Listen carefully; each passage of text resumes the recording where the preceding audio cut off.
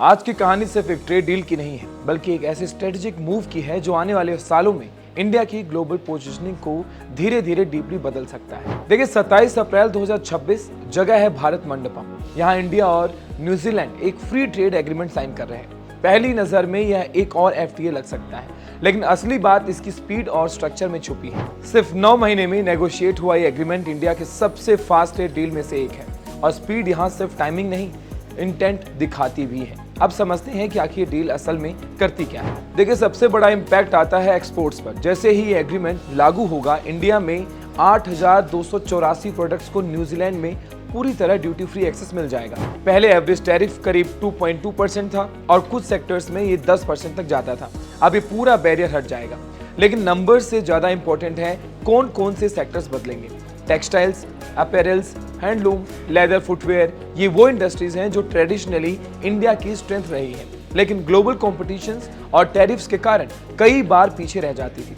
अब zero duty का मतलब है Indian products directly price advantage के साथ न्यूजीलैंड मार्केट में compete करेंगे। आगरा का लेदर क्लस्टर इसका सबसे बड़ा परफेक्ट एग्जांपल है, जहां से इंडिया का करीब 75% लेदर फुटवेयर बनता है। इस तरह के क्लस्टर्स के लिए ये डील सिर्फ एक्सपोर्ट्स बढ़ाने का मौका नहीं है, बल्कि स्केल करने का भी मौका है। इंडस्ट्री एस्टिमेट्स कहते हैं कि लेदर सेक्टर 2030 तक $50 बिलियन तक पहुंच सकता है, और इस तरह के एफटीएस उस ग्रोथ को एक्सेलरेट करते हैं।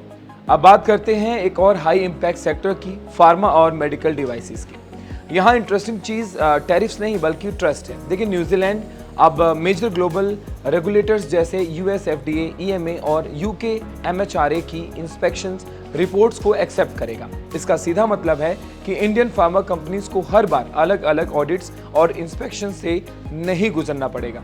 रिजल्ट, कम कंप्लायंसेस, कॉस्ट, फास्टर अप्रूवल्स और मार्केट में जल्दी एंट्री। और यहीं पर यह डील ट्रेडिशनल ट्रेड एग्रीमेंट से आगे निकल जाती है।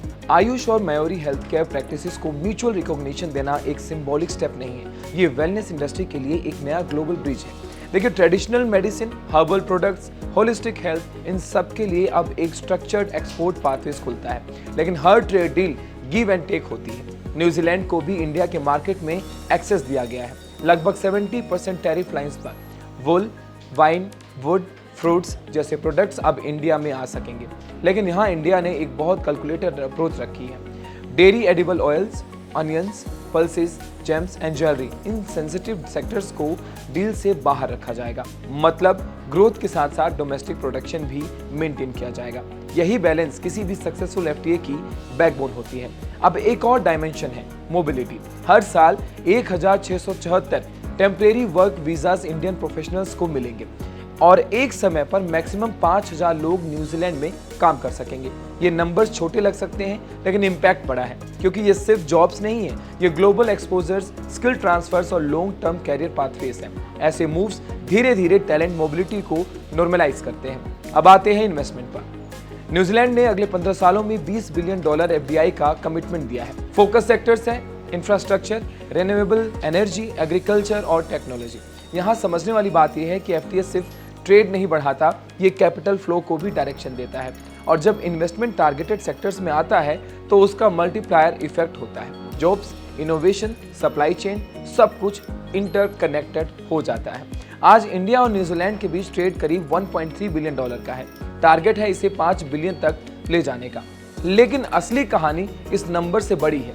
ये एग्रीमेंट एक ब्लूप्रिंट है। Services, startups, MSMEs, digital corporations, supply chain integrations, ये सब उस लार्जर इकोसिस्टम का हिस्सा है जो इंडिया को सिर्फ एक मैन्युफैक्चरिंग हब नहीं बल्कि एक इंटीग्रेटेड ग्लोबल पार्टनर बनाता है। तो अगर एक लाइन में समझे, ये एफटीए सिर्फ टैरिफ हटाने का एग्रीमेंट नहीं है, ये इंडिया के next phase of global trade strategy का फाउंडेशन है, जहां स्पीड, स्ट्रेटजी और स्केल तीनों साथ चलते हैं।